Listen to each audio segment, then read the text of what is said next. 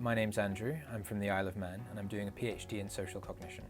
I did my undergrads and my masters in Bangor. When I started my PhD, the Students' Union started this new initiative called PhD, which is where on a Thursday they'd have a 2-hour slot where there's just free tea and coffee and PhD students can go and network with other PhDs.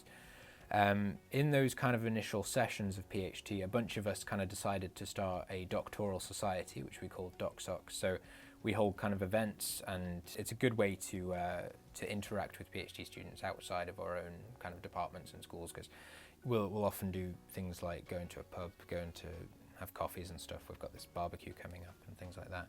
And it's just a chance to interact either socially or talk about research and stuff as well. It's useful because in a lot of departments they kind of sit between certain academic disciplines. So for example, linguistics students being able to speak to cognitive psychologists is really useful.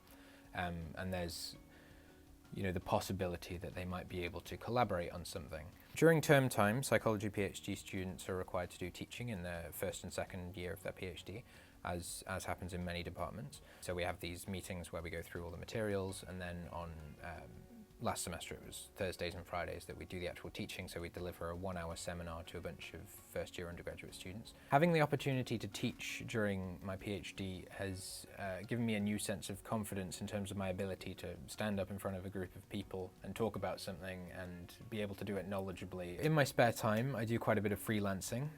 So part of that is psychology-related stuff. Other parts of that are music. So I do a lot of composing and writing music for other people online. I also do a lot of consulting on psychology stuff like statistics and writing and a bit of proofreading and that kind of thing.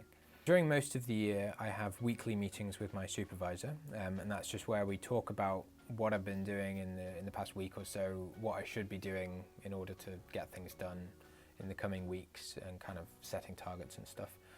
In the lab more generally, we have these journal clubs where we'll each take turns to present a scientific paper, and we'll discuss it in depth, and that's kind of stuff that's relevant to all of us, so it kind of takes us out of being locked into our particular research area. I think there's two things to consider when you're thinking about going into a PhD. So there's the relationship you're going to have with your supervisor, and there's the kind of timeline of the PhD. So I think it's important to sort of know the kind of supervisor you're getting, what their kind of style is, because it's going to differ between supervisors. I've really enjoyed the freedom of being able to do a PhD project. It's a lot less prescriptive than the kind of projects that you'll do for an undergraduate or master's dissertation.